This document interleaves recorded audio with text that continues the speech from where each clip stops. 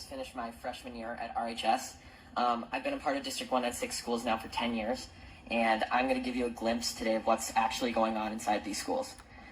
Despite the board's attempt to deny it, District 196 schools are quickly becoming a place where promoting activism is actually more important than promoting education. I'll take you back to my first day at RHS this fall. The principal came out and gave us a heartfelt speech about equality and standing together. He began to list countless races, such as Latino, Asian, expressing how much they matter and how important they are. But never once did he mention a race or identity that reflects me, or half the kids that were in the class. Now, members of the board, I know you haven't been to school in a while, and I know none of you, or most of you, don't have any kids left in the school district. But you must admit how uncomfortable it will be to be characterized just by your skin color on the first day of school, and be thought that you were wrong just because of your skin color. So I will never forget the look one of my friends gave me from across the room as we were sitting there listening to this blatant bias being expressed in the so-called equity statement by the leader of our school. To be clear, I don't need you to tell me that I matter, but hearing the condolences given to other races and leaving just one race out, inevitably you'll start to feel like you've done something wrong. And in our principal's attempt to unify us, he instead created unwarranted boundaries and barriers between his students, pitting us against each other based on characteristics that we can't control. In another separate instance, I was told that writing "All Lives Matter" on the whiteboard was political and could be seen as offensive. When I questioned the teacher after class, she told me that she didn't have an answer and she just had to erase it, and it was quickly erased. There are political signs all over RHS, about specific races that matter, specific sexual orientations that matter, and specific perspectives that matter.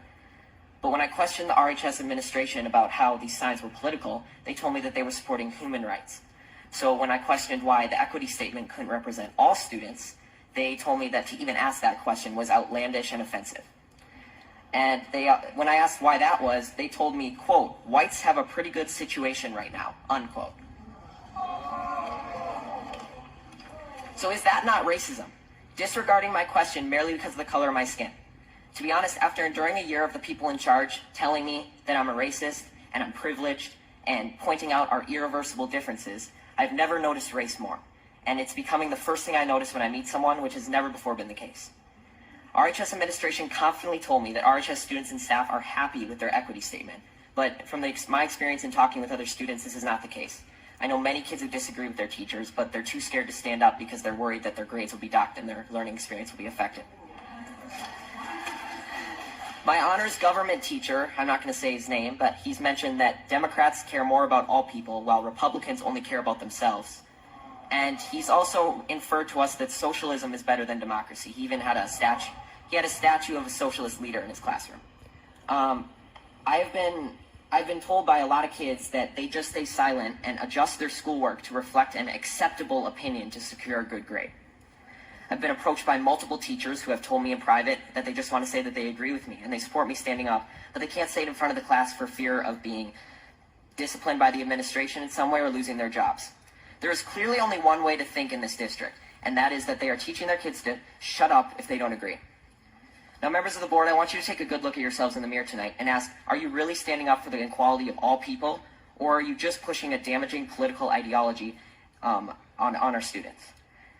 A fellow coworker at my job, who by the way is of color, discreetly told me that the schools seem to be pushing a very leftist agenda in class. This proved that not everyone is happy with your school, and not everyone who isn't happy is white.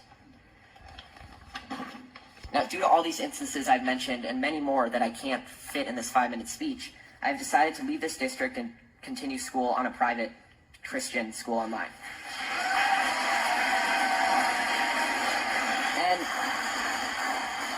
And there will be sacrifices, and I will not get to walk in the graduation ceremony or attend milestones at RHS, but I will be able to learn in an environment that is not intent on punishing me daily for my skin color and political views. Now, regardless of how you take my speech, whether you just shrug it off as malarkey or Fox News talking points, I encourage you to think about it, because someday I'm going to be a leader. I may be the president, a governor, or just a professional golfer, but I will never stop believing that everybody has value, no matter their skin color or personal beliefs, and it's a shame that you're not going to be able to say that I was an alumni of RHS in District 196. Thank you.